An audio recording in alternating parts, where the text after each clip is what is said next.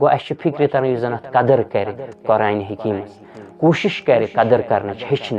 अमिक अहकाम पानस पे पत अपनावन तमिस कर रब्बि कायनात कामयाब तो कामरान दुनियास अंदर ते कब्र अंदर ते आखरतस अंदर ते और यु जन पस पुश त्राय तेल छस कुरान हकीमी बयान करन वकाल रसूल या रब्बि इन कौम इत्तखजु हाज़ल कुरान महजूरा कि रसूल अकरम सल्लल्लाहु अलैहि वसल्लम करन कयामतस अंदर तमिस इंसानस खिलाफ मुकदम पेश यम कुरान हकीम असे पस पुश त्रोमत रब फरमान रसूलुल्लाह सल्लल्लाहु अलैहि वसल्लम फरमान ए मेनि रब यह गो मोन सु कौम यम जन कलाम हकीम पस पुश त्रो जख्मी कोर बहरहाल जख्मी करना ज्यादा सूरत शरा लेकिन मुसलमानो अच्छी फिक्र तरन यु जन कदर कर कलाम हकीमस सु गस कामयाब और कब्र मज ती प्रश्न यमिस इंसानस 3 सवाल नेरन उमूमी तौर में 3 सवाल प्रश्न यम 3 प्रश्न यम नेरनस पे तेल 4 ते प्रश्न 4 यस प्रश्न कि हे कैफ अरफ्ता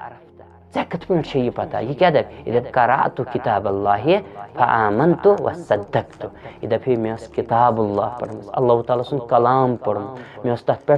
ईमान ओनमत और मे तमिच तस्दीक करमस गो पढ़न तह जरूरी तम पे गौर तदब्बर अम पे और पे अत पे अमल कर जरूरी गो मुसलमानो यह इंसान कामयाब दुनिया अंदर ते कब्र अंदर ते आखरतस अंदर ते और मुसलमानो कलामुल्लाह सत इंसान जुड़ पन पान तेल तर अकिस इंसानस फिक्र कि तौहीद क्या गो शिरक क्या गो